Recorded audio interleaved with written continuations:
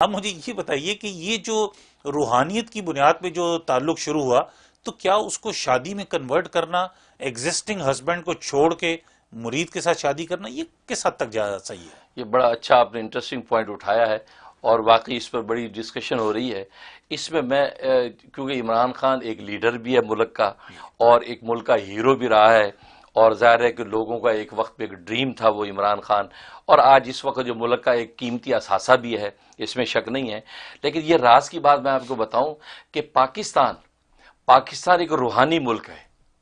جب تک اس میں روحانیت کا راج نہیں ہوگا پاکستان ترقی نہیں کرے گا۔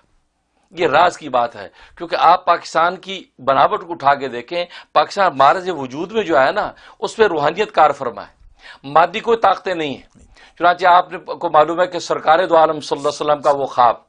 جو قائد اعظم کو آیا، اور قائد اعظم کو وہاں جو ہے پاکستان میں بھیجا گیا اور اس کی تحریک چلی ہے، اور حضرت حکیم الامت مجدد ملت مولانا اشرف علی تھانوی رحمہ اللہ تعالی، شیخ الاسلام مولانا شبیر احمد عثمانی رحمۃ اللہ علیہ، مولانا ظفر احمد عثمانی، یہ بڑے بڑے جو ہے اساتین علم جو ہے، انہوں نے جو اس کی پشت پناہی کی، قائد اعظم کو سپورٹ کیا۔ تو یہ روحانیت کی ایک گردش چلی ہے، اور نبی پاک صلی اللہ علیہ وسلم کا ایک خاص نظر کرم چلا ہے کہ پاکستان کا مطلب کیا، لا الہ الا اللہ۔ یہ ملک کی بنیادیں روحانیت پہ ہیں،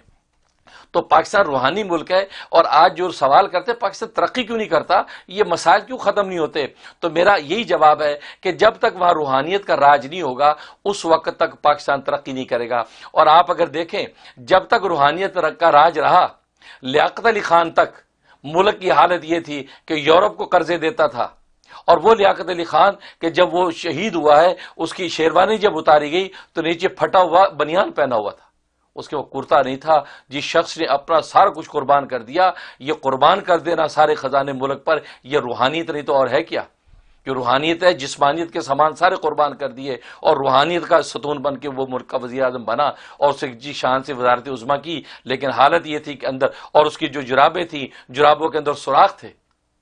تو یہ اس وقت تک ملک اس قابل تھا، لیکن اس کے بعد آپ نے دیکھا۔ اور پھر ایک عجیب بات اگر نوٹ کریں کہ پاکستان میں جس نے بھی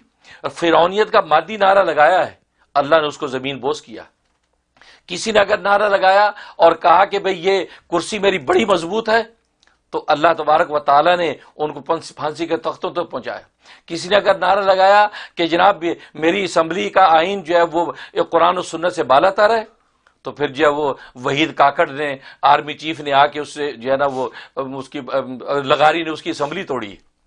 اور کسی نے اگر نعرہ لگایا کہ میں جو ہے آنا ربکم الاعلی، تو پھر جو آپ نے دیکھا کہ بڑے بڑے بھاری مینٹینڈ کے ساتھ لوگ آئے ہیں، اور جنہوں نے بھی یہ نعرہ لگایا ہے مادیت کی فرعونیت کا، تو اللہ تبارک و تعالی زمین بوس کیا۔ حالانکہ بظاہر ان کو زمین بوس کرنے کی صورت نظر نہیں آتی تھی، کیوں ہوں گے؟ اصل میں روحانیت کار فرما ہے۔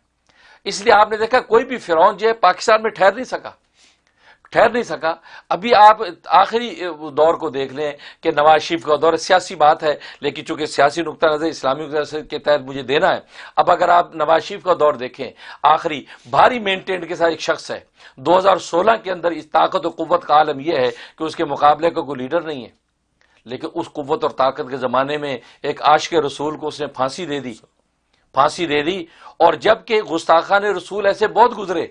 اور کسی کا مقدمہ جو ہے کسی کو پھانسی میں نہیں لٹکایا، اور اس کو بینیفٹ آف ڈاؤٹ دے کر کبھی کسی کو ملک سے باہر نکال دیا، کسی کو جیل میں چھوڑ دیا، اس کو بھی جیل میں چھوڑے رکھتے۔ لیکن آپ سیکولر قوتوں کو یہ پیغام دینا چاہتے ہیں کہ ہم بہت لبرل ہیں، ہم تمہارے ساتھ ہیں، لیکن قرآن نے کہہ دیا تھا لا ترکنوا الا الذین ظلموا فتمسکم النار، کہ اللہ نے کہا کہ تم ظالموں کی طرف مائل نہ ہو، ظالموں کی پشت پائی نہ کرو، ورنہ تمہیں جہنم کی جو ہے وہ آگ پہنچ جائے گی۔ یہی وجہ ہے کہ ظالم کو اللہ چھوڑے رکھتے ہیں، لیکن جو ظالم کے لیے کام کرتے ہیں اس کو خوش کرنے کے لیے اللہ اس کو پہلے پکڑتے ہیں۔ چنانچہ اگر آپ غور کریں تو 2016 کے بعد جب یہ پھانسی دی گئی اس عاشق رسول کو، اس کے بعد کیا ہوا؟ اس کے کچھ عرصے کے بعد پاناما کا کیس اٹھ گیا۔ کہاں سے پاناما آیا؟ حالانکہ یہ شخص تو بہت لبرل بن کے سامنے آیا تھا، تو پاناما کا کیس دبنے کے بجائے اٹھنا چاہیے نہیں تھا، وہ اٹھا۔ یہ روحانیت کار فرما تھی۔ اور آج آپ دیکھتے ہیں کہ عدالتوں کے اندر، گلی کوچوں کے اندر جو ہے وہی نواز شریف جس کی قوت طاقت کا عالم یہ تھا کہ رائیونڈ کے بزرگوں نے ہاتھ جوڑے تھے کہ اسلام نافذ کر دے، اس لیے کہ اس وقت جس بھاری مینٹینڈ کے ساتھ تو آیا ہے اس کی کوئی نظیر نہیں ہے۔ وعدہ کرنے کے بعد باوجود وعدے وفا نہیں ہوئے، تو اللہ تبارک و تعالی یہ آسمانوں میں تو روحانیت، تو جب بھی کوئی فرعون اٹھا ہے تو روحانیت کار فرما ہوئی ہے. اس لیے میں کہتا ہوں جب اس کے اندر اسی لیے جب تک اہل علم و دانش کے اندر بھی روحانیت کی خوشبو پیدا نہیں ہوگی، اس وقت تک اہل علم و دانش سے بھی اللہ اس ملک کے لیے کام نہیں لیں گے. پھر وہی بات ہوگی کہ پھر وہ صوفی برکت علی،